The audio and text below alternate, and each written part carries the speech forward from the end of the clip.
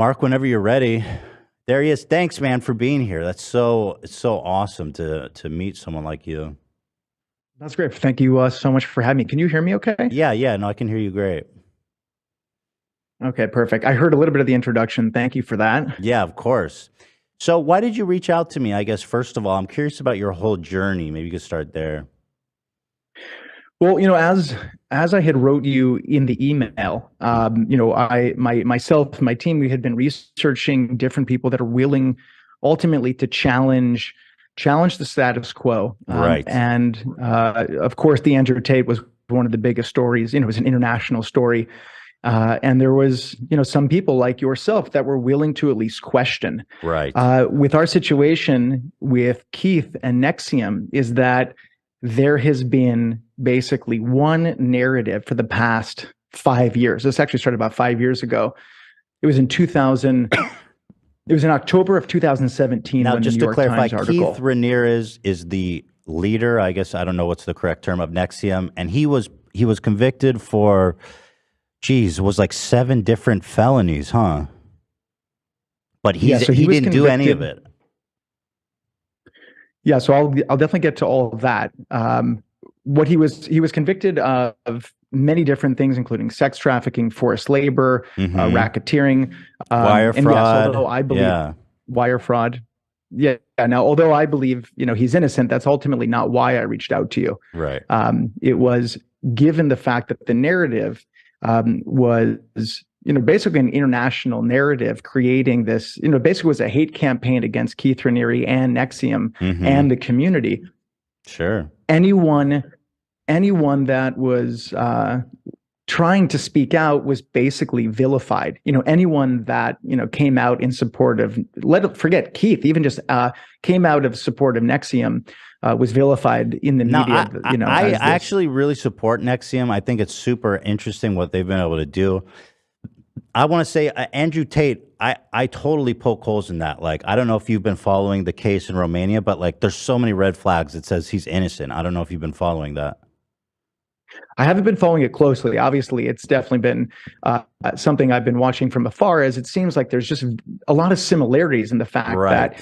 that, we live in a time that if you make someone a monster in the media, Uh huh. it's, guilty, basically you're guilty until proven innocent. Right. The authorities Oh can well, then ultimately just to do stop you whatever they there. want to the person. Sorry to cut off. Actually, Keith was convicted of 7 crimes, though. Yeah, the reason I said that is Right. because Okay. before the trial even happened, Right. he was Right. already vilified and made it a Right. monster. You even Right. have, even on the Dr. Oz show, this was before Keith was even arrested. You have Dr. Oz Hmm. saying on national television that Keith raped and tortured women. Oh my Now, God. just so you know, even after he was convicted of these charges, and Right. this is what's mind blowing for a lot of people, Hmm. Keith Raniere, who's this alleged sex cult leader of an international sex cult, if Right. you actually look at the charges and the evidence of what Hmm. he was convicted for, there's not a single charge. This is crazy. There's not a single charge of violence, weapons, or drugs, and there's not a single charge of Keith Raniere having sex with someone. Well, let's see here. Count 2. Let's see. Sexual exploitation of a child. He was convicted of that, right? Because I want to clear his name with you.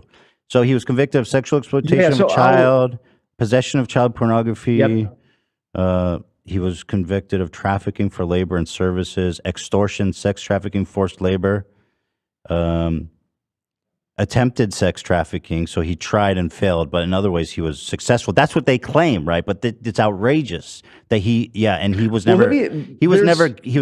he was never violent, and so that kind of says it all, huh?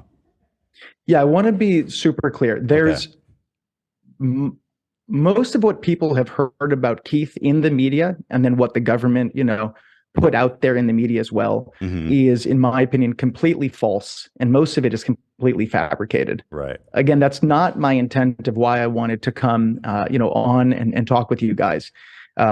Obviously, if we had longer, conversations, we could look at more specifics and things about Keith Raniere and who he is as a person.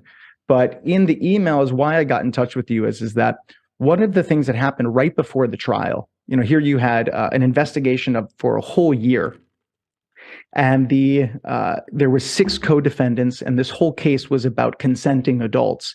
And then 55 days before trial, It was also about wire fraud, trafficking, racketeering, child pornography. Yeah, so those were all the different charges. Okay. But even with sorry. Go ahead. Well, just to be clear though, even with all of these horrific charges, sex trafficking, forced labor, racketeering, none of the co-defendants had pled guilty. Wire fraud. None of them had pled guilty, which is almost unheard of in federal court. I think it's like 97%. You couldn't flip them because they're innocent. There's nothing to flip. So the thing is that 55 days before trial, all of a sudden the FBI found child pornography. And when I say child pornography, they found 22 photos of a nude woman on an external hard drive. It wasn't on his computer. It wasn't on a camera. It was on a random external hard drive in a residence that many people frequent in. It wasn't even Keith's home. So of course, the moment they found that, it completely changed the whole dynamic of the case, where now you have minors involved. Right, and they could have planted it. I mean, the FBI has a track record of doing stuff like that. I mean, they're just monsters. The FBI, I don't trust them at all, and I think they probably planted it. But my concern, at least just from the optics point of view, because again, I'm on your guys' side. Camille was a 15-year-old who testified. She wrote a victim statement, impact statement, that said that he actually raped her when she was 15. And she put out a statement and all that. It's crazy. She said she met him when he was 13. And then when she was 15, he was 45 and he slept with her. But that's just, why was she lying like that? Yeah, so I want to make something very clear. I don't support sexual assault against women in any way. And no, I know. Any of my friends who are out there, I just want to make that very clear, as it's a very sensitive subject. Yeah, of course. What I was saying, though, and then I will get to she did say those things, but what's important to realize is that the child pornography was all of a sudden found 55 days before trial, and then all other co-defendants pled guilty. So not only was he charged with possession of child pornography, he then was also charged with sexual exploitation of a minor, which is probably one of the most egregious charges somebody can get against them, charged against them, which ultimately is a death sentence for many people. Yeah, and just to go back to what you're saying, 55 days before trial, it's like, when did they have the time to investigate that, Well, they also had this hard drive and this alleged camera for over a year. So that's the context which happened right before trial. Yes, Camille, her name is Cami. She did give a victim impact statement, but what is important for people to realize is that a victim impact statement is after the trial is over, after the verdict. So it's a statement not given under oath. Well after the trial was over, and she also didn't testify. You think she's lying, essentially? I mean, or at least there'd be no consequence to her lying, right? That's my point. I'm not here to debate whether or not. Yeah, you don't want to call her a liar. I get it. But you know what's crazy? What I'm saying is, okay, go ahead. Yeah, what I'm just saying, it's important that if we want to live in a society that has due process and we care about justice, it's important to question. Absolutely, it's important to question. And my point is, if somebody gives a victim impact statement and says, "I was raped and this happened," I'm not saying that's not true, but you can't say that that's ultimately true due process when someone's not under oath. For sure. There was no trial. And so that's my point. There was no trial. Like, why was supposed to take her impact statement seriously when there was no trial? That is my point. Okay. What I do know, which is under oath and sworn statements, is what I got in touch with you about with respect to, we now have 7 digital forensic experts, and this is what's incredible. 4 of the 7 are former FBI. Before we go down that thread, I just wanted to mention, and I don't know if this is an issue for you guys, but there was 15 other victim impact statements from all different individuals. So that's like, dang, how do we get over that? Again, if we had like a 3-hour podcast, I can go into different things. This is the short of it, though. Just to even answer, like I said, my intent wasn't to try to defend or combat like all these different allegations. But again, what people don't realize, the way that the narrative was out there, is that 17,000 people from around the world took these courses. Okay. 1 in 400 of participants in the classes that Keith had created were billionaires. We had people from Stanford, from Harvard, entrepreneurs. These were very thoughtful, rational people taking courses that kind of had like a profound Scientology effect in a on way, their life. right? I mean, Scientology is the same way, and they get vilified too. They have tons of famous people, tons of rich people, and it's unfair that Scientology is vilified, don't you think? I haven't taken Scientology. Right, I okay, don't agree with, okay. yeah, but my point is, I don't agree with character assassination, Right. or speaking badly about a group just because they're different or you don't like them.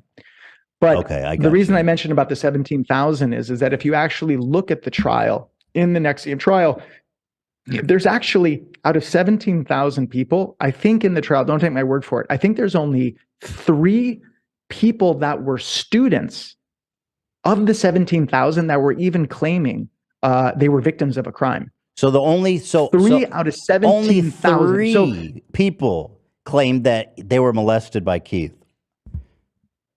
well, no, they weren't even claiming that they were molested. There's not even. This is like how the insanity and the exaggeration of what's out there. Right. There's not a single charge of Keith assaulting or raping or hurting anyone means of violence.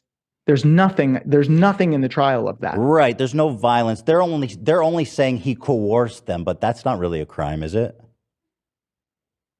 Well, that's what they're claiming. But Right. my point is that if you want to look at the reality, if you even want to say that everything that happened in the trial is true, Yeah. this is a man who's now convicted and sentenced to 120 years without any violence, weapons, drugs. Right. And I'm with you 100% because coercion's not even a crime. Like it's not illegal to manipulate people. Well, it just means you're smarter in a way. You know what I mean? Like if you're able to manipulate people to do what you want, it just means you're smarter. So again, and this is a whole conversation about things in the trial, right? But the bigger issue, the thing that is, I think, vital and relevant to everyone who's listens to you, and then also just all citizens in the United States. We now have 4 former FBI agents that were digital forensic experts that have come out that under sworn testimony shows that the child pornography evidence was to a scientific certainty tampered with and also planted. That is very concerning. Some of the evidence points that some of the modifications took place while in the possession of the FBI. That is very concerning. So what is the So what's the goal here? To get a retrial for Keith?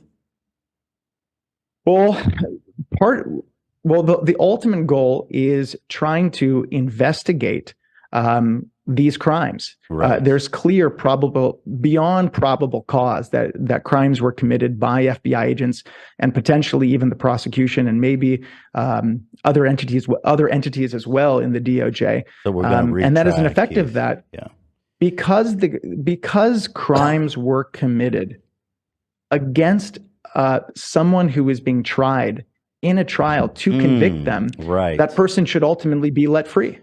Let him free. And so let free Keith. Well, what's interesting is that, first of all, the FBI is a criminal organization just from the start. I mean, it's insane the things that they've done to people, like tampering evidence in the case of Keith. But I think that because they did that, we should probably just expunge the extortion, the identity theft, the forced labor, the conspiracy to commit identity theft, exploiting of a child, forced labor.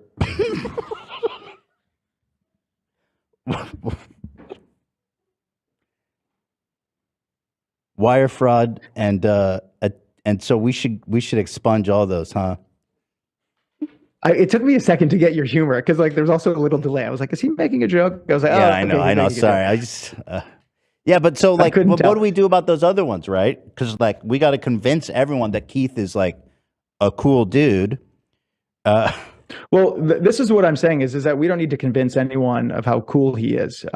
Someone can think that Keith Raniere they can believe he's the devil. That's ultimately irrelevant and a distraction to the reality of, did this person receive due process?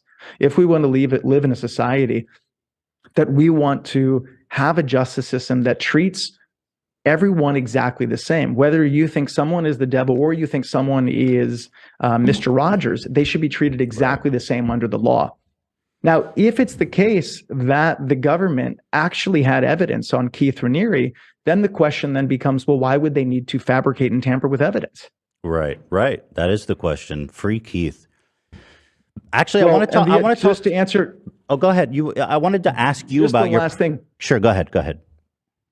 I just wanted to just make one other comment, because you said, as I know you were being facetious about all these other charges. Yeah. If you again, there's these buzzwords of sex trafficking and forced labor. Yes, those on its face value sound horrific. Right. But what does it even mean?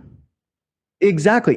Like when you think of, if you heard that someone that got charged with sex trafficking, what would you imagine? Yeah, I would imagine somebody was locked to what do you call? Yeah, locked to a radiator, forced to do like webcam work, or you know what I mean? Exactly. Yeah. That's that, by the way, is a real thing. Sex trafficking, people being kidnapped, forced into sex slavery, is a real thing. If you actually look at the evidence of what happened in this trial, you have a 29-year-old female who is an actress living in Manhattan, who is a part of the NXIM community. She was taking classes. She was in a relationship with Keith. She also had a history of being more kinky. Together, they had come up with an experience where, and this is literally, if you look at the transcripts, this is what happened. One woman, this 29-year-old, received oral sex from another woman, and no money was exchanged. She took a bus from Brooklyn to Albany. Right. And they convicted Keith Raniere of sex trafficking. Just because she was kinky. Well, that's one way to look at it. Right. The same woman, the 29-year-old actress, she's also the victim of the alleged forced labor. This is a woman who had to transcribe 5 hours of video for a memorial, and she read 50 articles that Keith had written, and she gave feedback on them and actually loved reading them. He was convicted of forced labor.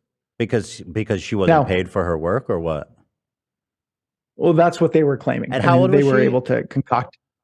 She was 29 years old. But my point is that there's what's in the media, which isn't, and of course, if you hear these words, it's not like I don't hear these things: forced labor, sex trafficking, and it causes me to have caution. And I'm like, holy crap, what happened here? But this one sounds really bad, and hopefully, because you have such an intimate understanding and you have a great way of explaining it.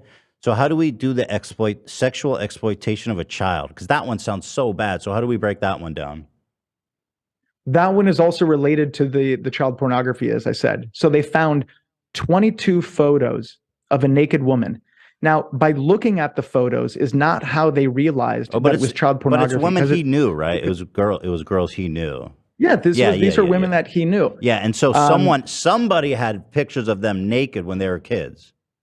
But it wasn't Keith. Well, no, but this is if I could just finish real quick, is that the 22 photos were not deemed child pornography because they were photos of some sexual act.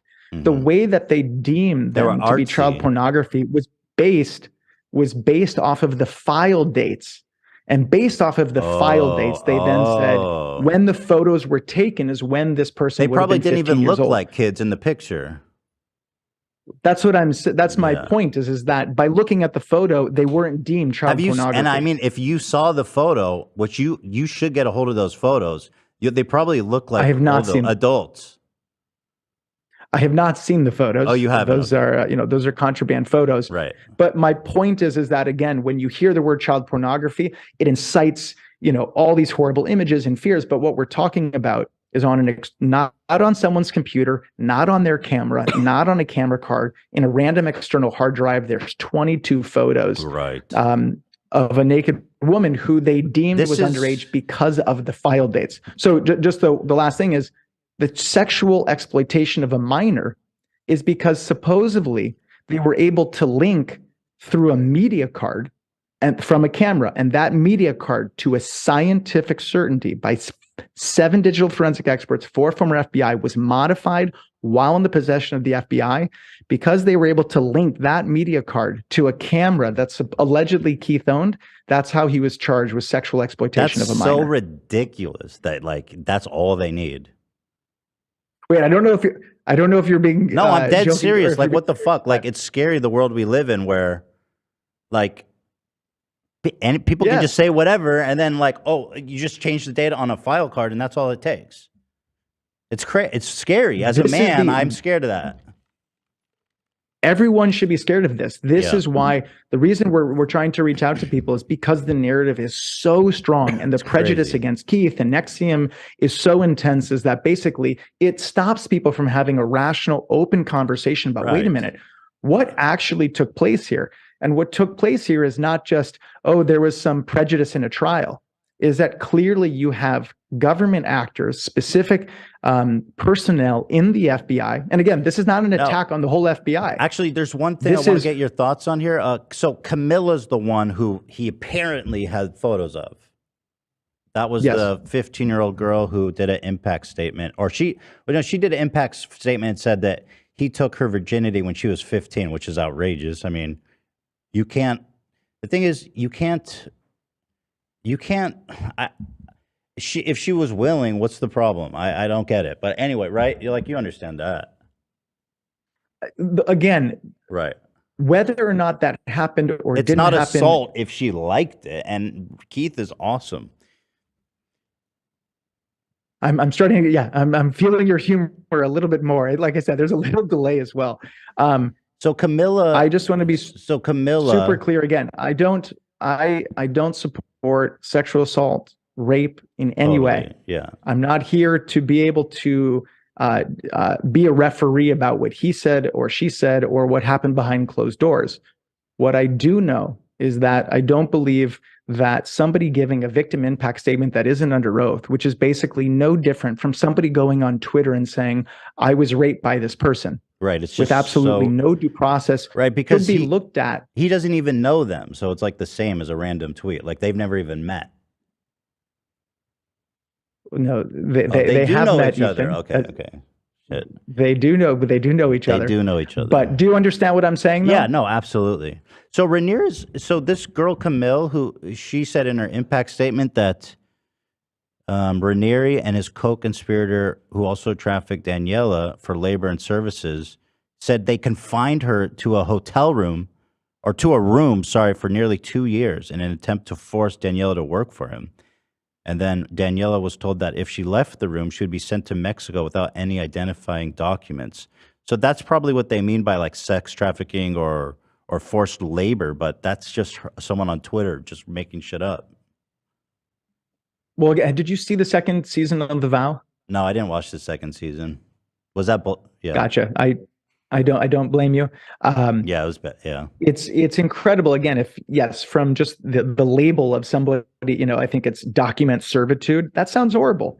Right. But again, if you just look at the facts, this is a young girl who is who is in a room in her family's home. Okay. Like she was in a room and the door wasn't locked. Right. And if anyone questions me on that, this is incredible. This is how amazing how a documentary can seemingly put eerie music on something and make it seem horrific. Right. In the documentary, they're actually doing a voiceover of her reading from her lines from the court transcript.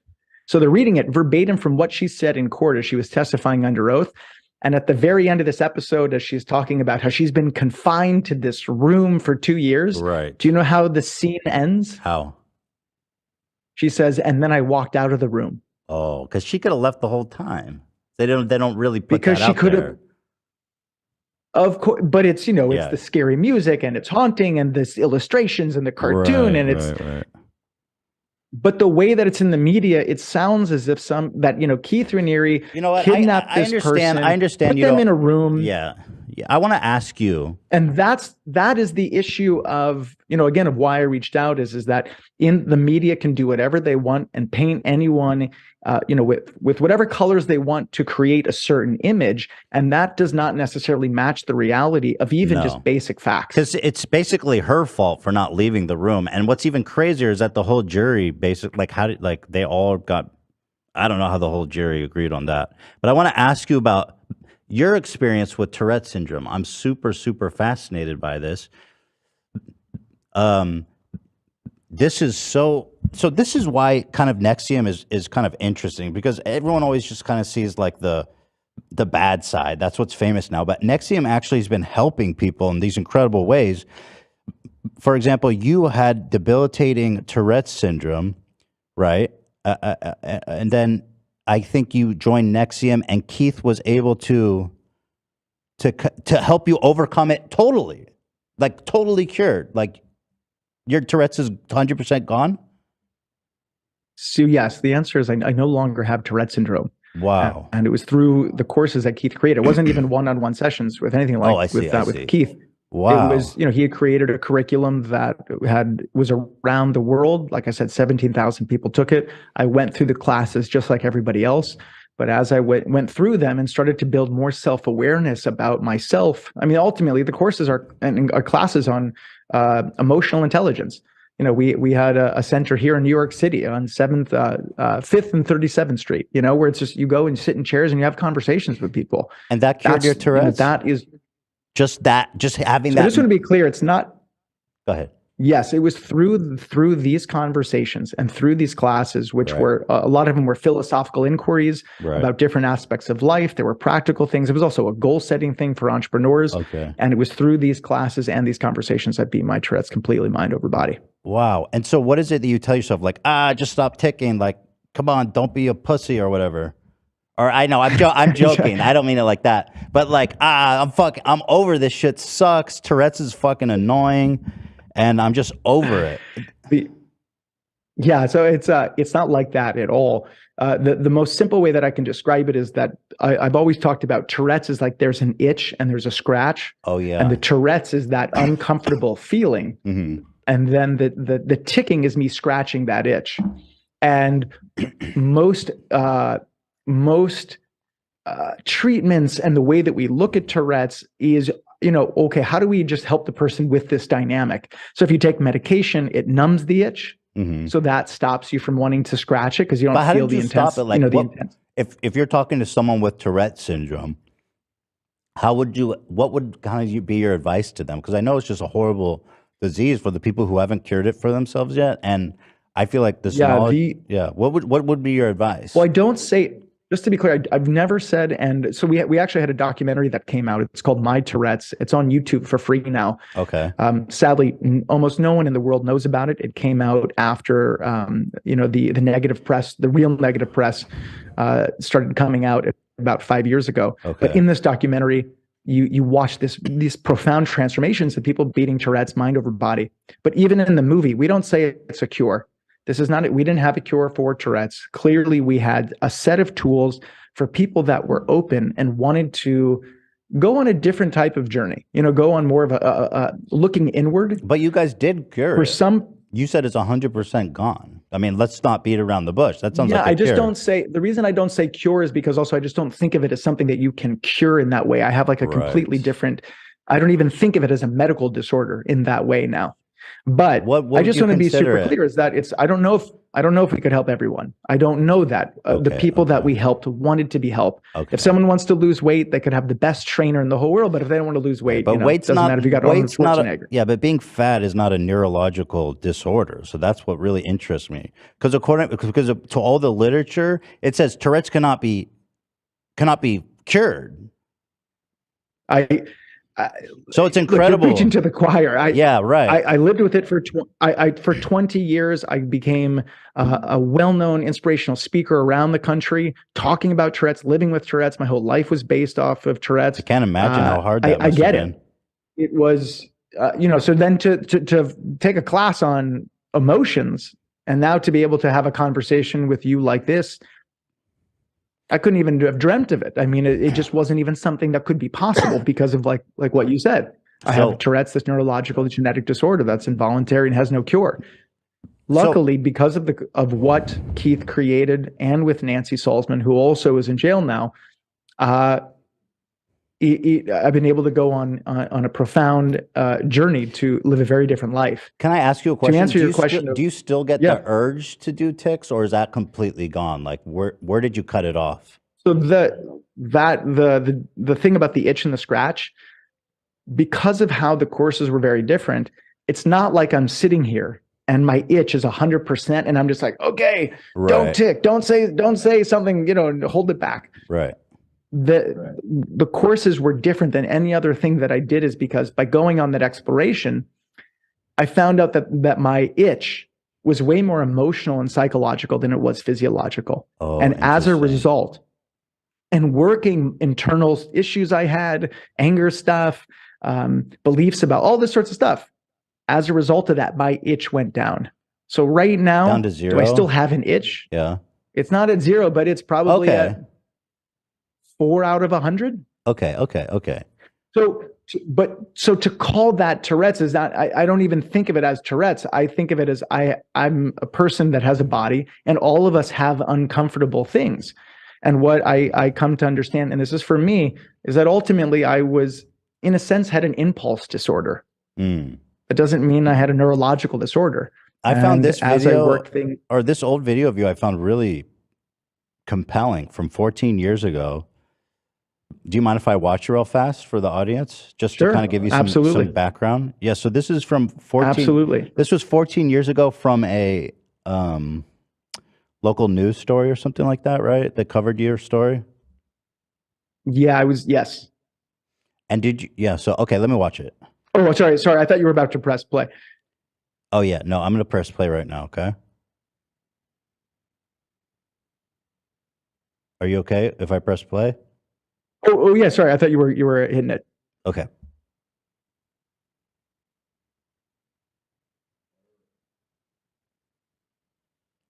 Can you play it, Dan? It's on me. It's on me. Suspense. You got to hit play. Are you ready, Mark? I'm ready. Okay. A day before my 17th birthday is when I really ran into the greatest obstacle I had ever encountered with my Tourette syndrome. A St. Louis area teenager who says he has Tourette syndrome claims he was kicked off a Greyhound bus in Indianapolis because of his disability. I got on the bus and they made an announcement about my Tourette syndrome. And earlier in line, a lady had heard me saying some inappropriate words. And she stood up and she said, well, how come he can say this word? With that, this Clayton High Jr., who turned 17 tomorrow, says he was kicked off the bus in Indianapolis. So your tick was actually to say the N word, right? Yeah, at different times I was saying what would be the worst thing that I could possibly say in a given moment. So, if I was around a fat person, I would want to tick you're fat. If I was around a black person, I would want to tick the N word. So at the time, it was a nightmare. At the time you were on a bus, and it seems like from this image predominantly black, and then you said the N word on the bus. Yeah, to make a long story short, I had told the bus driver about my Tourette's before I got on, and then I got on the bus. Then I was taking it more, and obviously customers were complaining, and rightfully so. I mean, they had no idea what was going on. And then the bus driver, as I've gotten older, I actually thought the company dealt with it as well as they could. I mean, it's just a difficult situation. I mean, just because it's a medical disorder, although I don't see it the same way now, but of course at the time, what do you do? It's just not, I don't think it's as simple as, oh, well, this person has a disability. They just have, can do whatever they want, carte blanche. Like, it's a very difficult thing because I'm also saying something that's offending people. Luckily, nothing bad happened. I was safe. It could have escalated and gotten very bad. So you went, okay, so let me keep watching. So you're on a bus and you said the N word, and then people got mad at you, right? So that's the kind of and then the bus driver kicked you off. Yeah. So let me keep watching. And ultimately, after a few... Elliot says he was on his way home from a church youth camp when the incident happened. Elliot and his family say they've traveled all over the country and never been denied access to transportation. His family calls it a violation of the Americans with Disabilities Act. Up to that point. I appreciate that you guys all made it into kind of turned it into like a crusade here.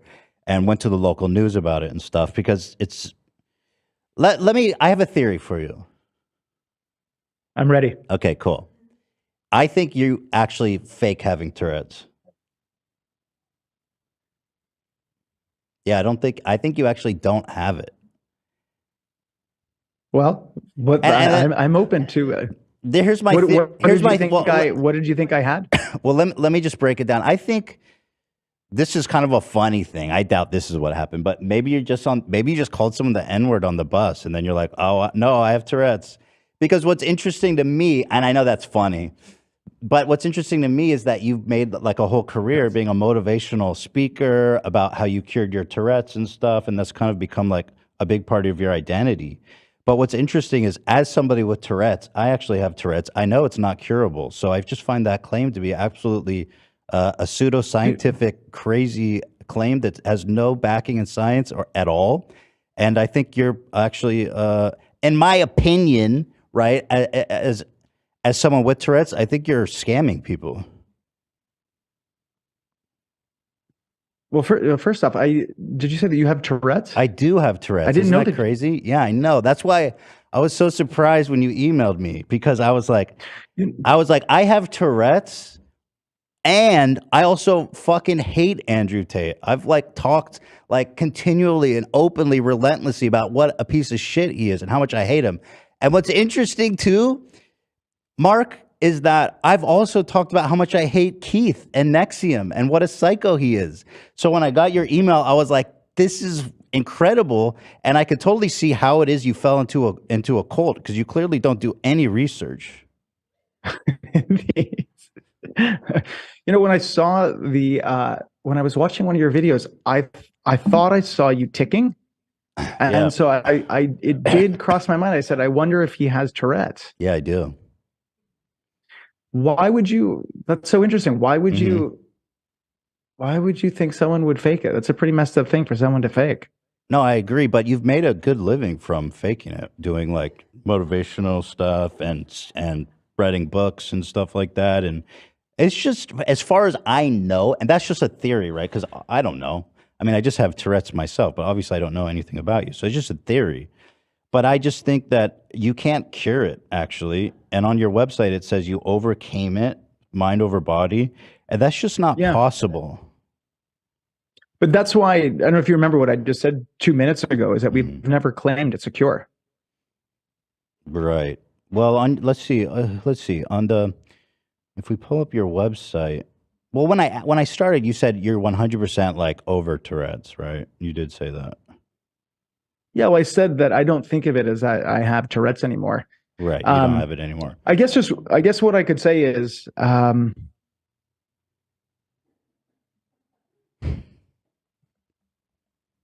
yeah, the fact that you don't like Tate and you don't like Raniere is not a reason that I couldn't talk to someone.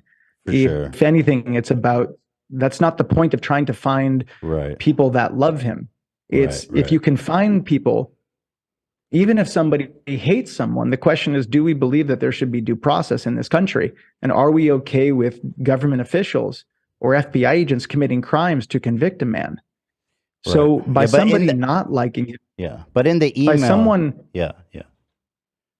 But somebody not liking him is, if anything, is definitely better. I definitely did not research deeply every single person. Obviously, at all. Well, yeah, you didn't look. You actually didn't look into it at all. Like the most basic. But let me break it down, Mark, because in a way, I see you as. Well, just to be very. Okay, go ahead. Just to be very blunt. Go ahead. Yeah, be blunt. Yeah, you are right. I did not do research. Yeah. Someone that I know, who's Keith. Currently, he's been sitting in the SHU for over 200 days. So they're basically torturing a U.S. citizen, while at the same time he has filed in the Eastern District of New York with 4 former FBI agents showing that the FBI tampered with digital evidence. And they're now escalating the torture, and they might ship him to what's known as a CMU. Can I read an excerpt which is a communications. Can I read an excerpt for you? It says, this is from your website. This is your website, right? MarkElliott.com. Yep. Yeah. Do you want to beat your Tourette's? I want to help you, but currently the government has threatened to put me in jail for being public about how I completely overcame my Tourette's with NXIM. Yep. So when you say completely overcame, I just assumed that meant like that you have a cure for it. Yeah, I can address that in a second. We can talk about that. But the point is that can you cure like you have a lot bipolar or of, something? Can you cure like schizophrenia? Because that would be really good for a lot of people. the reason, so because of how big the case is, Right. and I'm reaching out to people that have influence. I believe that even though you might hate those people, and I didn't know the depth of how much you dislike them, but Yeah. okay. No. Yeah. Is that there's something that we can agree upon, I thought, at Well, least here's that, something- are we here's okay? Well, we can all agree on that's we can all agree on photos. Here's photos of his initials being branded into women who accused him of running a clandestine sex cult. Here is his initials branded into their skin. Here's an up close for you. It says his initial, Keith Ramirez, branded into their skin.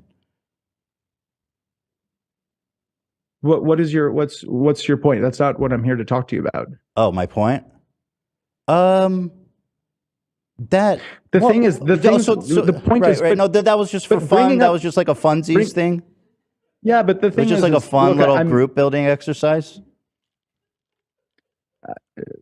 No, I'm the thing serious. is, I No, came on- I'm serious. Why did he do this? Because if I'm curious, I want to ask But you. the Why thing did is, he if do it? you're gonna say things, they need to be factual. They're just kinky. Keith They're just Raniere- a little kinky. But Keith Raniere didn't brand anyone. Oh, right. He's not even in the He room. coerced people to do he's it. not. Yeah, so coercion's But a he's crime, not even- but actually. I think coercion is a crime.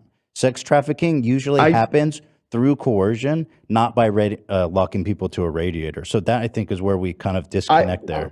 And actually, what's crazy is the jury agreed with me. 12 people agreed. I had told you before. I know I had told you What? before. Oh, that and the appeal blackmail is court. a crime. Oh, what's crazy is he appealed, and then the appeals court also upheld these 7 horrific charges against him. So that's like a lot of people. I wasn't here. Yeah, that's a lot of people. Like I had said, I had said to you in the very beginning is that I believe most of the things are not true out there. That doesn't mean there isn't kernels of truth. I wanted to talk to you about something that I think is greater than Keith Raniere, the fact that we have evidence that shows that the FBI committed crimes. Yeah, but the FBI I you don't agree wanna- with you that the FBI is shitty and they do that kind of stuff. But even if we discount everything the FBI allegedly, or you say let's just assume for the sake of this conversation that they did do that, then you still have to explain all these other charges. Like even if he didn't have child pornography on a hard drive, right? And let's just say he didn't do it, it was a conspiracy. Or maybe they changed the metadata. There's still racketeering, forced labor, wire fraud, sex trafficking, extortion.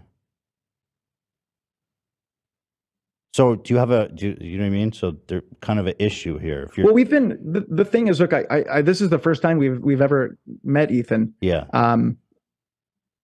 I said to you in the email that if you want to have more of an open, rational conversation where we can challenge things, in the first half of this, I talked to you about some of the facts that it sounded like you were agreeing with. I didn't realize that you were just trying to play me.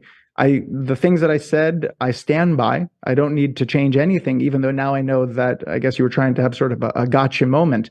But like I said, with the photos, with the woman, the HBO thing, the sex trafficking, which is a single sex act with no money exchange, these are things that if someone wants to have a conversation. Right, but you got to understand that no money exchanged and him not doing it himself is kind of the quintessential of a cultish kind of racketeering, like manipulative, coercive act. Like he's not the first person, right? Like Charles Manson, for example. Is Charles Manson guilty of murder? Well, answer that. Is Charles Manson guilty of murder? He never did anything. I don't know. Okay, I'll explain it to you. Charles Manson, people say he was a member of a cult. His disciples went under his order or coercion to go and murder this family, right? And so his lawyer said, well, he didn't do anything. He wasn't even there. And so the question is, do you think Charles Manson is guilty? Who's in jail right now for being involved in their murders, even though he wasn't there. He never held a knife in his hand. You know what I mean? No money was exchanged. He didn't even pay them to do it. I have. Oh, he's literally dead. That's a no- correction. Let me issue a factual correction. No, but this is what I would say. I don't know anything about the case. Obviously, I know of Charles Manson because of of how it's been. He's a very popularized name. He's probably innocent too, right? Well, I don't know, but what I do believe and what I'm absolutely will stand by is that I do think no matter how hated a person is, we should be absolutely open to questioning narratives. We should be able to question I think witnesses. We should be able. I think part of a redemption of accepting people who are bad starts with them, coming to terms with what they've done. But that's what I said from the get-go. I said, I'm not on here to try to get you to like Keith Raniere. But you can, I don't know if you remember, I did say to you, you can think he's the devil. No, I don't think he's the devil. Do you remember when I said that? No, but my point is, if someone wants to believe that. So you're saying we need to that's not what I'm. You're saying we need to take the time to look at the kind of the facts and the situations and come to just with our whole hearts and minds, come to a rational decision. Well, my question to you is, that's a trial. Do you believe that there are? That's a trial, by the way. He lost 2 of them. No, but do you believe that it is okay under any circumstance for the government or government officials, whether it's a prosecutor, whether it's a judge, whether it's an FBI agent, to commit a crime to convict? Of course not. No, never. Dude. If we agree on that, Ethan. Yeah. If you and I can agree on that, that's all that matters. And that's why I'm here. I don't care. That doesn't seem very significant. I mean, we can both agree that Krispy Kreme donuts are great, taste great, but that doesn't fucking really have any. That doesn't have nothing to do with wire fraud and racketeering. Why do you believe that that's not significant?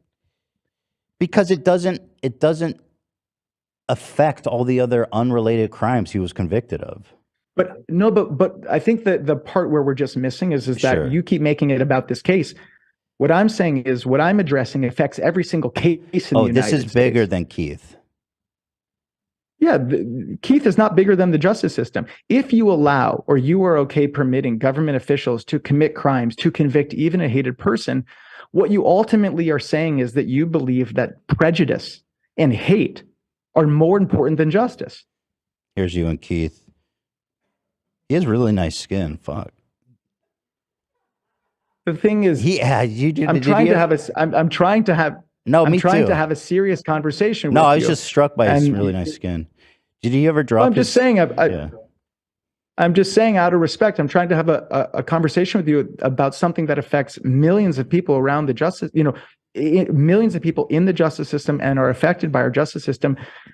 This isn't about Keith. It is about Keith because this is the specific case and the specific evidence that we have. Do you mind if I take a moment and read some of the quotes from the FBI agents? No, I don't want to do that. Let me ask you this. I don't even blame you because honestly, in a sense, you're kind of the victim of you know what I mean? Like you're part of this organization that clearly has some powerful hold over you. And I'm really sorry that you got somehow you're involved in this. And I just Keith is gone. He can't hurt you anymore.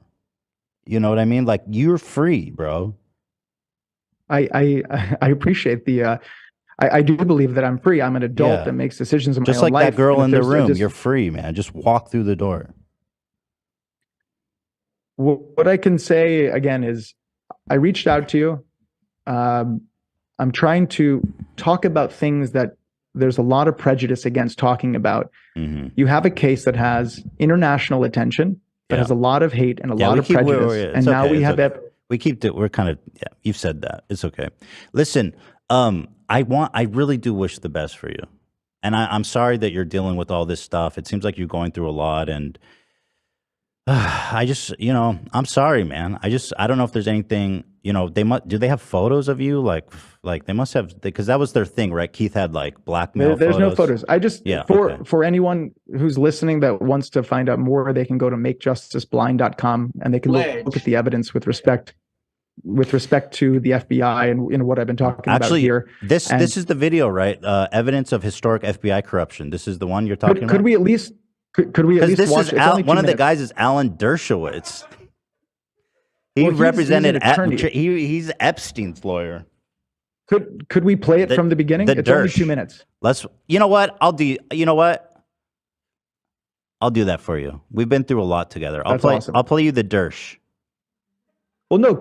I'm saying, can you play it from the beginning, which is the experts, which is actually what's most important.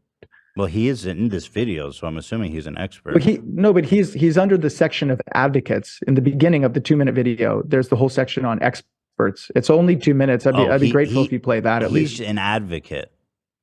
Okay, cool. Yeah. If this alleged FBI malfeasance turns out to be true, as our experts say it is, then this is really historic. This is really an attempt to frame somebody based on manipulation of data. That's just unacceptable in an American court and in the American legal system. I'm the former United. He's the man, bro. Alan Dersh. But the thing is there a reason you can't play it from the beginning? It's only a minute. I'm of the afraid that experts. it's compelling, frankly. I don't want. No, I will play it. I'll play it. So these people. Yeah, that. So these are. I would just ask, these are all former FBI people. Okay, I'm gonna play some it. of them are former. I owe that's that awesome. to you. I Some owe that of to them you. are- Yeah, I owe that to you. I'm gonna play it. Awesome. Experts versus Keith. I worked in the FBI for about 10 years. It is clear that the photos in this case were planted there. This is the most serious. How did they get the photos to examine? Because there's apparently child pornography on the photos. It seems kind of like a hot potato.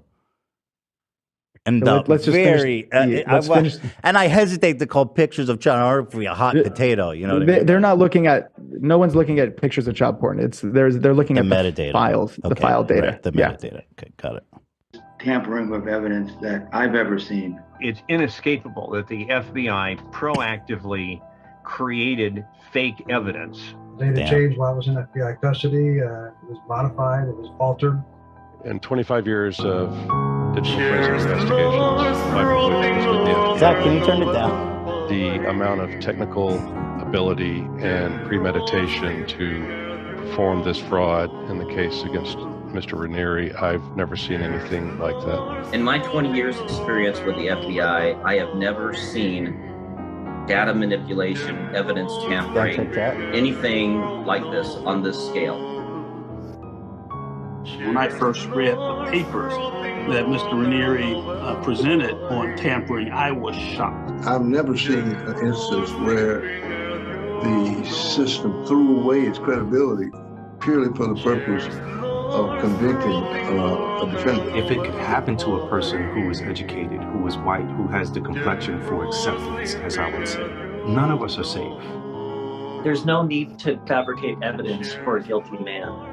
The fact that they fabricated evidence here, and to the degree that they did, shocks the conscience. If this alleged FBI malfeasance turns out to be true, as our experts say it is, then this is really historic. This is really an attempt to frame somebody based on manipulation of data. That's just unacceptable in an American court and in the American legal system. I'm the former United States Attorney for the Eastern District of Arkansas. In the face of this alarming evidence, there's really no excuse for the court or for the prosecutor to hide behind procedural delays in waiting to get to the bottom of this. They should take immediate action, and if they can't or they won't, the United States Attorney General should appoint an independent prosecutor. If an independent investigation determines that this tampering occurred, there must be accountability. People have to be criminally prosecuted. This is very serious. Okay. Shortly after Mr. Renner's legal team first exposed this corruption, the government retaliated. Yeah, I mean, what I know that you were playing the music, which was unfortunate, and making the jokes. You know, these are people, whether or not, again, whether you hate Keith Raniere or whatever you think about NXIM, you know, these are very people that have served our country. Those are 4 FBI agents, other distinguished experts. There's also a former U.S. prosecutor. again, if you don't want to hear that, I do. and I'm agree, so, that's, you know that's what? okay. Here's what I just want to. I'm going to give What you I the. would say is Here's what I want to do. if Here's you what I ever want had- to do. Wait, I'm if you ever serious. had- I want to give you the platform. I'm just going to step away because listen. Obviously, we've been doing some goofs here, and I feel I owe it to you. I'm going to step away. I'm going to sit right here and listen, but I'm not going to interrupt you. I'm just going to let you say your thing. I'm sorry. Go ahead. All I'll say is first, thank you again for allowing me to come on. I didn't appreciate sort of the way it went, but even with that, what I'm talking about today and the video that you saw with these experts, these are serious, serious things that we're talking about. I think that's. What's wrong? What happened? Well, thank you. Yeah. Do you want to give a closing statement or anything? No, I think that they're just putting things on the screen. Oh, it's just no. That helps people's attention span because it's a little boring. So it's a little dense. So sometimes you put kinetic sand or Subway Surfer, it makes it easier to listen. Gotcha. Thank you for having me on today. Did you see this today, photo guys. of you guys, of the three amigos?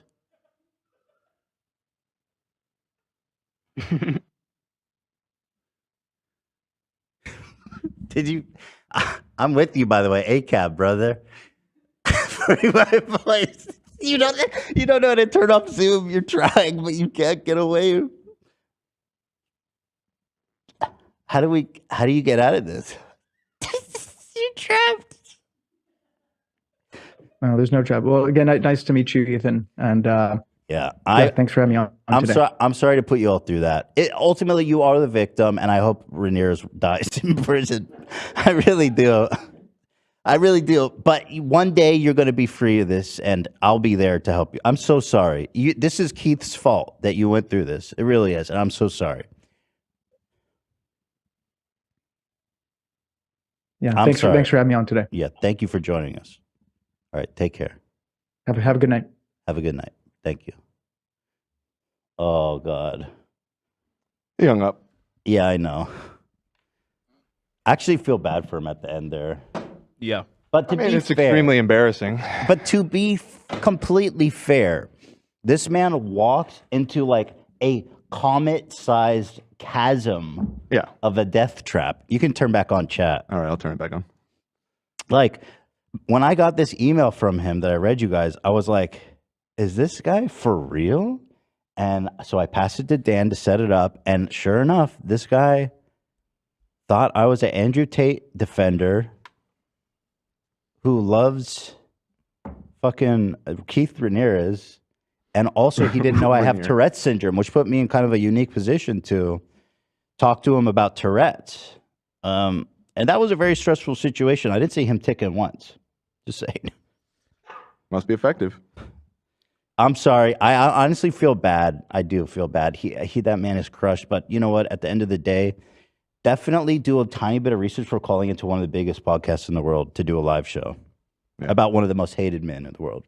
I will say, I really admire your ability to continue to be confrontational throughout an entire exchange. Like at some point I was like, oh man, like, is he gonna like loosen up a bit? And you, no, you didn't. And I mean, I stand by what you did. I love that. I could not let him spread propaganda unchecked. Yeah. I'll tell you what, if his Tourette's was cured, it's definitely coming back after this interview. You'd be screaming the N-word all night. Oh my God. That was like as crazy as I hoped that could have been. That was clean. Yeah, I really wasn't sure what direction it was going to go. I mean, we were talking about it before the show, but I still was unsure if he was I'm blown away. Being sarcastic in his email because it was just so wrong about every aspect of you. Right. That it almost seemed like sarcasm. So I thought he was going to come out of the gate aggressive, but no, he seemed to just not actually research anything at all. Like even just a Google search. Bro. He didn't even know you had Tourette's. Yes, I know. He didn't even, but like, if you search my name, it's probably like all highlights of me talking shit on Andrew Tate. And I've done so much content about NXIM. That too. Oh. Holy fuck, dude. I don't think I've ever seen someone get cooked like that in my whole life.